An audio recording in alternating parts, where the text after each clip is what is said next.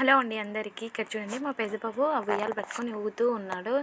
ఎక్కడొచ్చి మిషన్‌కి తగులుకుంటాడేమో భయమేస్తుంది. అక్కడ మిషన్ ఉంది చెప్తే వినట్లేదు.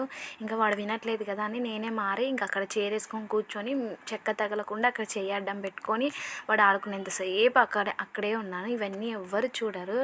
ఇంట్లో ఉండే పిల్లల్ని చూసుకోవడం రాదు కదా అనేసి. అంటే మంచిగా చూసుకునేంత వరకు ఎవ్వరు ఏమనరు.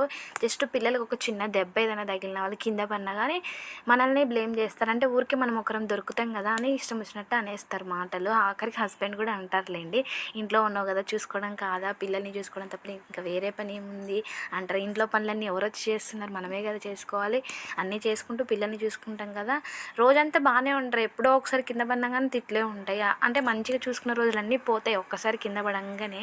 నిన్న మా చిన్నోడు కూడా మంచం పట్టుకొని నిలబడ్డాడు. నేను బెడ్షీట్స్ కింద వేసింటే అవి సర్దుకుంటూ అటు తిరిగి ఉన్నాను. వాడు ఎప్పుడు లోపలికి వచ్చి నేను చూసుకోవాలి, మంచం పట్టుకొని నిలబడి ఆడుకుంటున్నాడు.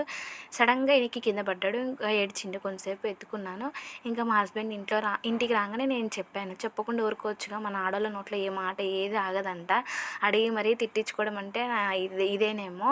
ఇంకా చెప్పాను. ఇంకా తిట్లు స్టార్ట్ అయినాయి. హస్బెండ్స్ తిట్టేదే కాకుండా బయట వాళ్ళోళ్ళు వీళ్ళోళ్ళు అందరు తిట్టడం మనల్ని. ఇంక ఏంటో పిల్లలు పడేయడం ఎవరికి సరదా ఉండదు కదా. ప్రతి ఒక్కరి ఇంట్లో ఈ సిచ్యువేషన్ కంపల్సరీ ఎవరొకరు ఫేస్ చేసే ఉండింటారు. మీ ఇంట్లో కూడా ఇంతేనేమో. కమెంట్ సెక్షన్లో నాకు షేర్ చేయండి.